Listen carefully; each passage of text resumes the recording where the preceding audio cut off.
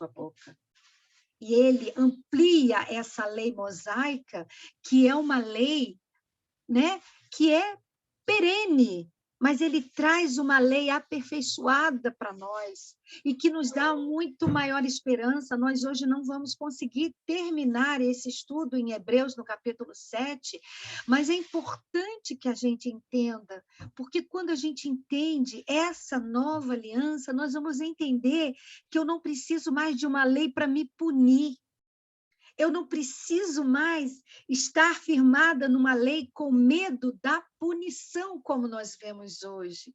Que um homem e uma mulher, para obedecer à lei do trânsito, muitas vezes ele precisa temer a multa que virá em seguida.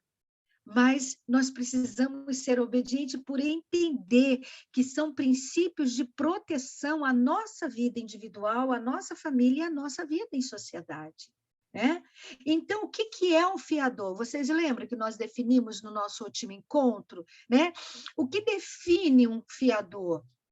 É aquele que presta fiança, é aquele que afia ou abona alguém, é aquele que se responsabiliza pela idoneidade, pelo cumprimento das obrigações do abonado.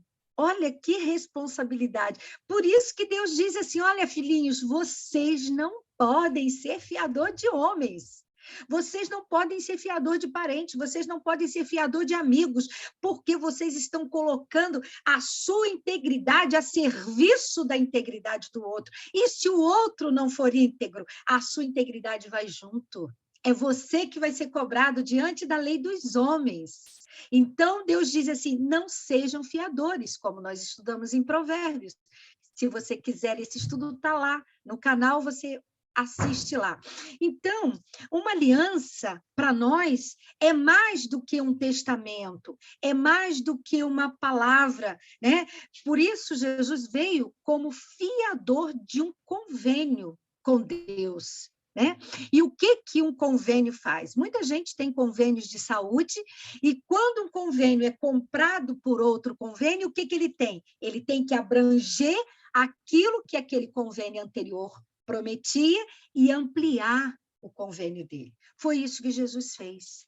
Jesus, ele deu para nós a oportunidade de sermos ouvidos, a oportunidade de sermos escutados e visto por Deus Pai por causa desse testamento, dessa fiança, dessa aliança. Né? Nós não vamos mais ser julgados apenas por aquilo que nós fazemos. Né? A nova aliança, ela é tão mais abrangente e a gente pensa assim, a nova aliança é fácil, Jesus perdoa os pecados, tudo que eu confesso está perdoado e está tudo certo, é mais fácil servir na nova aliança. Querida, eu digo para você que não. A nova aliança existe um prumo, existe um preceito que não tem dualidade, não tem esquerda nem tem direita, é horizontal, é de cima para baixo, é equidade, é justiça de Deus na terra. Então, olha só o que Jesus diz. Vocês dizem que é olho por olho, dente por dente.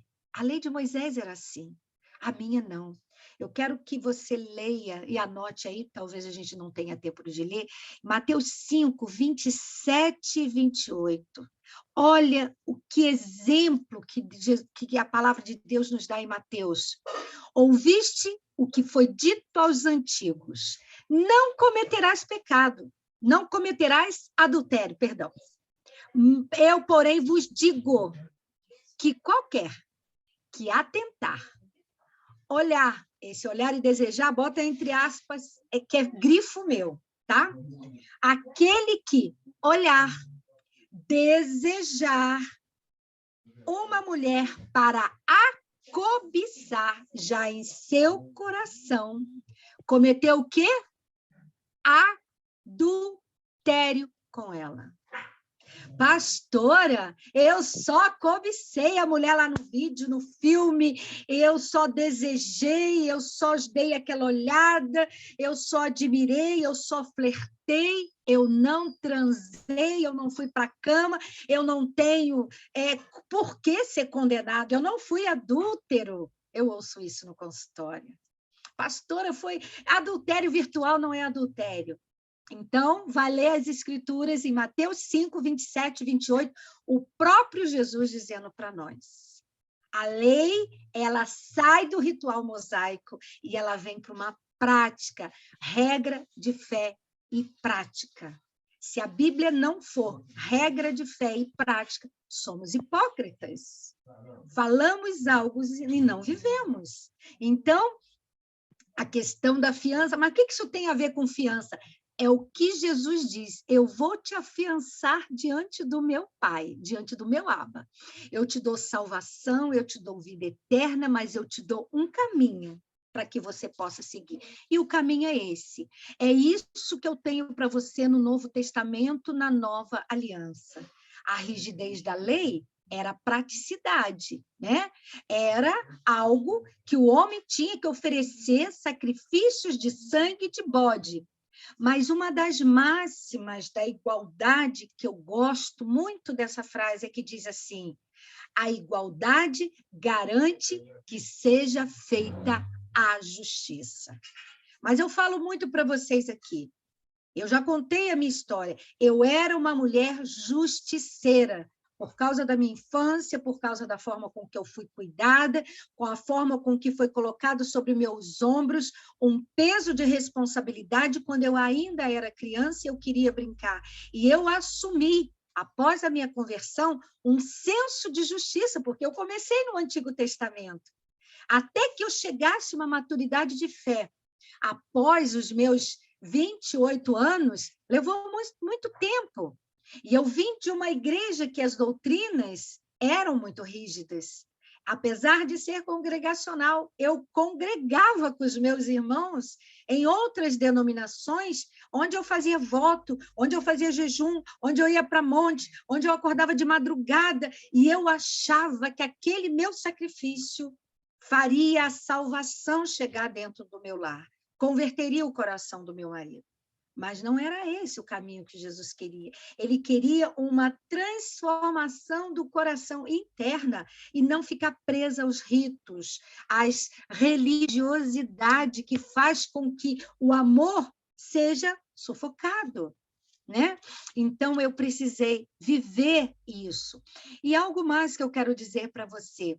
Quando Jesus ele é feito fiador, né, de uma nova aliança, ele diz que nós vamos ser julgados por aquilo que nós intentamos no nosso coração. Não é mais pelos nossos atos. Então, não fique preso. Ah, meu Deus, eu pensei isso, eu fiz isso, não devia ter feito. Senhor, guarda a minha mente. Por que eu tenho falado exaustivamente nesse tempo que estamos aqui? Que a nossa inteligência, ela é humana, mas a sabedoria dos céus, que precisa vir dos céus, ela pode controlar a nossa inteligência humana. Então, nós precisamos da sabedoria dos céus e da inteligência da terra, porque com a sabedoria dos céus nós mudamos comportamentos humanos. Nós temos a capacidade de mudar a nossa linha de raciocínio, a nossa forma de pensar, o nosso senso de justiça, porque não é mais uma justiça humana, não é mais pela força e pela violência, é pelo Espírito de Deus. E a nossa justiça de nada aproveita. A nossa justiça, ela quer a morte do outro. A justiça de Deus quer a salvação. A justiça de Deus quer a libertação. Né? Nós seremos julgados não só pelo que temos feito, mas a forma com que nós deveríamos ter feito. Aquele que sabe o que deve fazer e não faz, ele peca, diz as Escrituras. Então, a nossa omissão também é um pecado. Quando eu me omito de fazer o bem, quando eu me escondo através do medo de não abrir a minha boca no transbordo, quando eu me omito e me escondo de transbordar na vida de quem quer que seja. Mas sabe por que que nós temos medo de transbordar?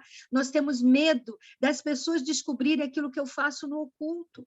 Querido, e o que eu faço no oculto, Deus vai trazer à luz um dia, porque tudo é patente aos olhos de Deus. O homem pode esconder de toda a humanidade, mas ele não esconde do seu Criador. O Espírito Santo nos constrange todos os dias. Todos os dias o Espírito Santo nos constrange do pecado, da justiça e do juízo. É o único que pode constranger o homem da justiça e do juízo. Não sou eu, não é você. Nós não podemos apontar pecado, nós não podemos condenar, nós podemos aconselhar, trazer luz nas Escrituras e mostrar ao nosso irmão que ele está errado. Jamais expor o pecado de alguém, se ele não estiver perto, para se defender. Mas isso é assunto para um outro momento. Eu não sei quanto tempo eu tenho aqui, eu queria que me desse um up aqui, deixa eu colocar no chat, coloca no chat aqui quanto tempo eu tenho, para que a gente possa orar no finalzinho. Então, nós vemos ali que isso é tão sério, né? A questão da fiança, que